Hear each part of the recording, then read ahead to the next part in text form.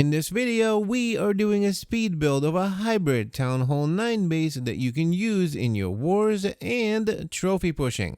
And we're getting started right now.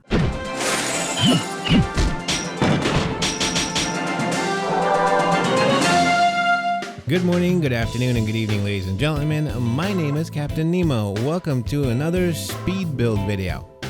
In this one, we're looking at one of my favorite Town Hall 9 hybrid bases. As always, we are going to build the base together. I'm going to show it to you with and without traps and tell you what I like about it. And of course, if you're just interested in screenshot times, they are in the description of this video. Enjoy. And also keep in mind that this is not a full base review video. This is a speed build, so it will not include any replays. So what do I mean when I say a hybrid base? A hybrid base is something that basically can be used for multiple purposes. In this case, this is a fantastic base that you can use both in war and trophy pushing. It is not a very good farming base. You expose too many storages and give them away, and in farming, that just wouldn't make any sense. What this base is really good at is war and of course, trophy pushing. And of course, before we go any further, let me mention two things to you. One, every base can be 3-starred. It does not matter what base it is. If you have a good attacker, armed with the right troops, the base will go down. It is just the name of the game. Every base can be 3-starred. Remember, base building is a game of inches. It's also very situational, and it depends on what kind of a war you're running, who's attacking you, so on and so forth. Now the second part, trophy pushing. Remember, if you're gonna go to Titans with Town Hall 9, you're not gonna be able to defend. So this is a fantastic base for trophy pushing with a Town Hall 9 as far as you can go until you just get wiped out by 10s and 11s. Back in the day when I was a young Town Hall 9, I actually did climb all the way to Titans with it, and that was one of the most difficult things I had to do. It can be a bit frustrating to watch yourself get wiped out all the time. But if you're looking for a real Town Hall 9 push within the realm of possibility, this base is really good. So why, you ask me? Why, Nemo? Why is this base so good? Well, let me tell you. One, I tested it many times, so I know it's good. And it's good not because it holds every time, but because it holds most of the time. If you're going to use this base in trophy pushing, I noticed that most of the time people will come in from that 12 to 9 direction, right? They want to get to the town hall. Especially when it comes to trophy pushing, people only have 30 seconds to scout. As soon as they see the town hall, they kind of zoom in and say, okay, I can get a 2-star over that way. And that's what they end up doing. And that is exactly what you're hoping for. This base is designed to trap all of the troops in the center while all of the defenses are just melting them down. And also notice that once they get in there, they're surrounded by walls, which is also going to take some time to chew up, giving your defenses more time to rain down on them like a Mississippi thunderstorm. You ever been to Mississippi? Man, I got caught in the rain one time. Woo! It lasted 3 days. 3 days! It rained non-stop and we saw no sun. But let me get back on point. Another thing that I really want you to pay attention to is the way I set my traps. If you notice, none of them are in the center. There's one air bomb. That's it. Why is that? The attacker is going to expect that. They're going to expect you to load those up with giant bombs, spring traps, and etc.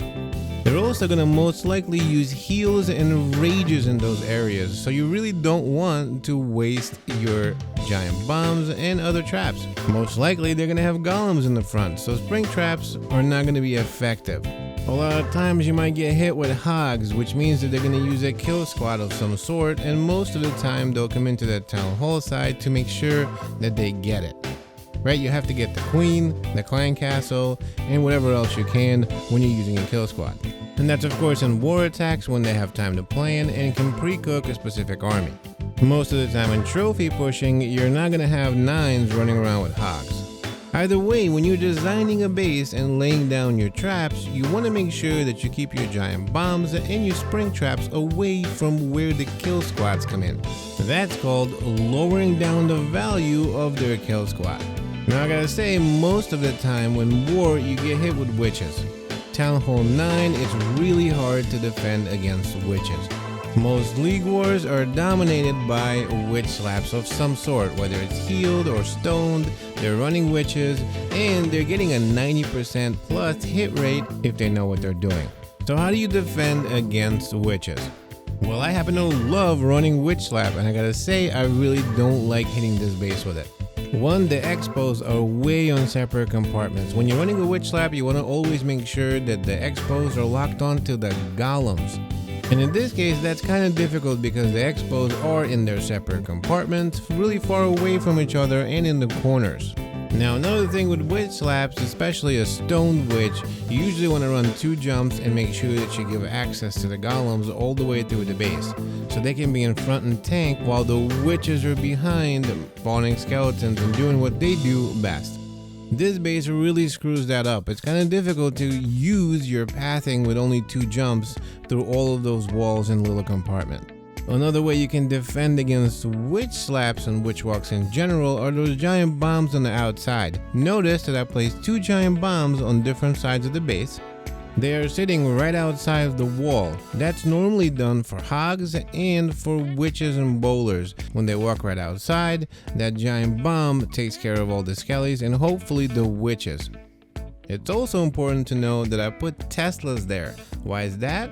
Well, that's to draw the hogs and the witches in.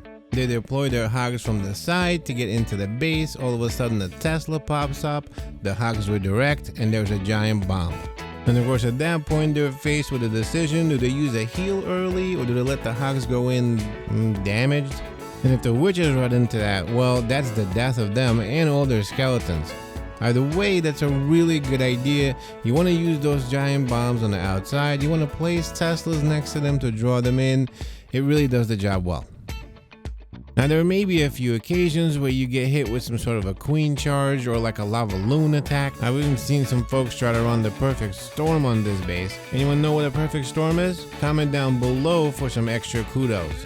What is a perfect storm attack? I used to love running that at 9. But either way, so yeah, this base actually does defend really well against air attacks. And most of the time, they're not going to run them, especially when it comes to trophy pushing. Let me know what you think about this base right down in the comments below. I would love to hear about it. Ladies and gentlemen, I hope you learned something today. And I really hope that this base serves you well. If you enjoyed this video, hit the like button. Subscribe if you haven't already. And folks, I will see you in the next one.